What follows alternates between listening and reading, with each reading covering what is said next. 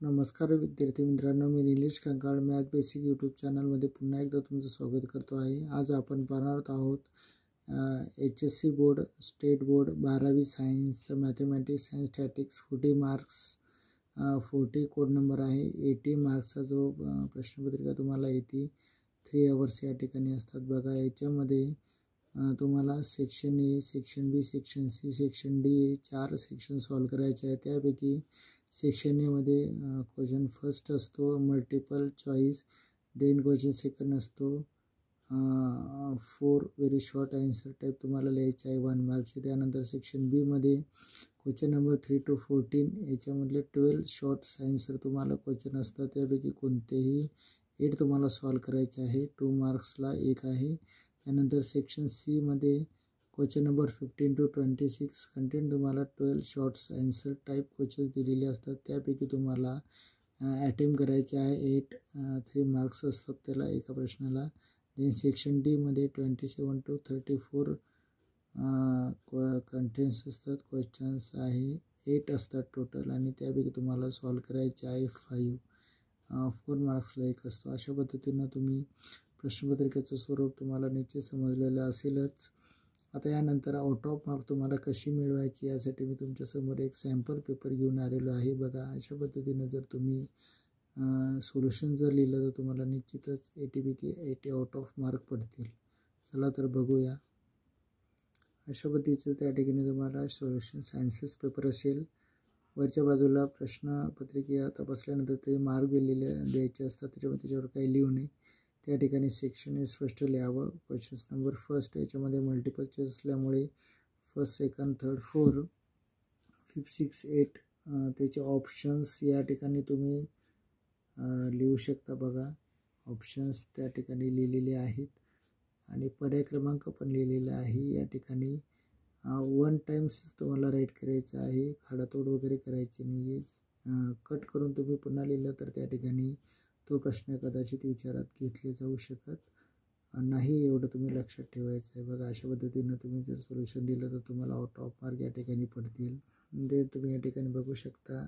Section A मधलं second जो आहे फर्स्ट आणि सेकंड या ठिकाणी सॉल्व करून दाखवलेला आहे। मार्च 2024चा हा sample paper, board sample paper आहे। याला 80 पैकी 80 आउट ऑफ मार्क पडलेले आहेत।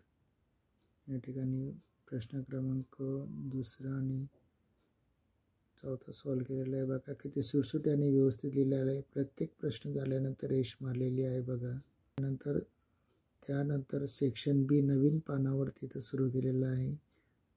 प्रश्न क्रमांक 3 आणि 4 लिहिलेला आहे। बघा, स्पष्ट आणि छान। प्रश्न क्रमांक 5,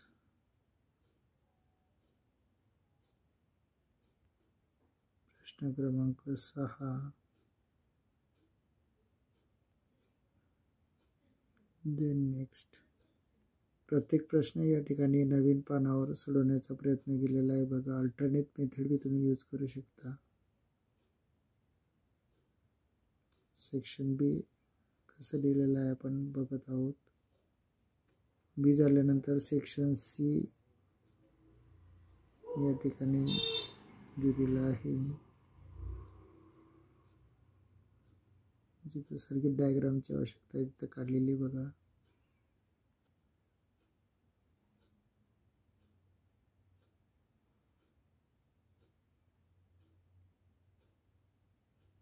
वा प्रश्न आहे।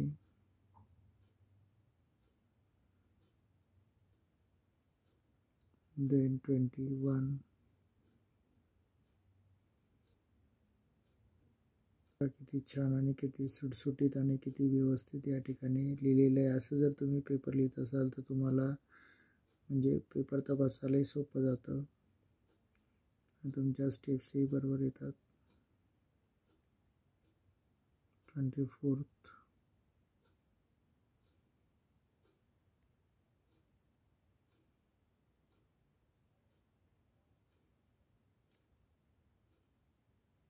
मोठा प्रश्न जर असेल तर तुम्ही थोडंसं 2-3 पानावरही ते लिहिलं तरी चालेल। बघा, 25, देन 26,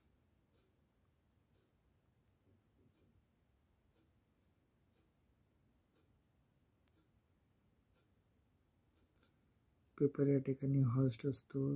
तुम्ही व्यवस्थित नियोजन करून लिहिलं तर आउट ऑफ मार्क तुम्हाला भेटू शकता. बघा या ठिकाणी सेक्शन सी झाल्यानंतर एक एक्स्ट्रा प्रश्न सोडवलेला आहे सेक्शन बी मधला आणि तो जास्तीचा सोडवला आहे त्याच्यामुळे त्याला राऊंड केलेला आहे. म्हणजे एक्स्ट्रा प्रश्न हा सॉल्व केलेला असतो तरी तो तपासला जाऊन त्याचा विचार केला जातो.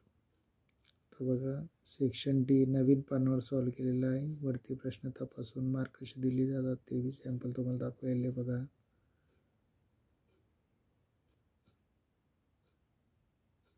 लॉंग प्रश्न असल्यामुळे 2 पानावर तो बसलेला आहे. आउट ऑफ मार्क पडलेले 4 पैकी 4.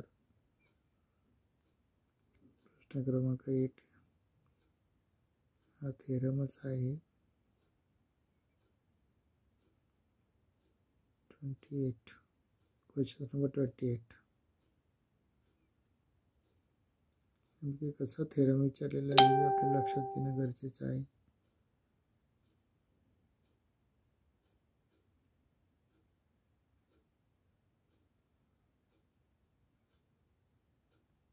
नेक्स्ट प्रश्न 29 वेक्टरचा आहे.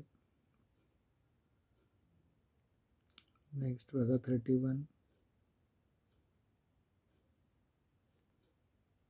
छानपैकी सुटसुटीत लिहिलं तर तुम्हाला आउट ऑफ मार्क तिथं पडतात.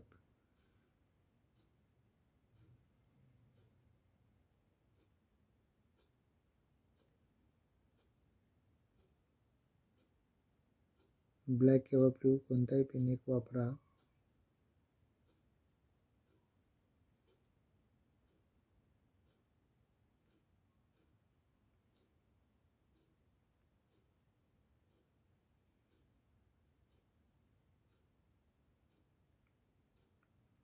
अशा पद्धतीनं पूर्ण पेपर कसा सॉल्व करायचा या ठिकाणी तुम्हाला शक्यतो सिरियली प्रश्न जर तुम्ही लिहिले तर फारच उत्तम राहतं.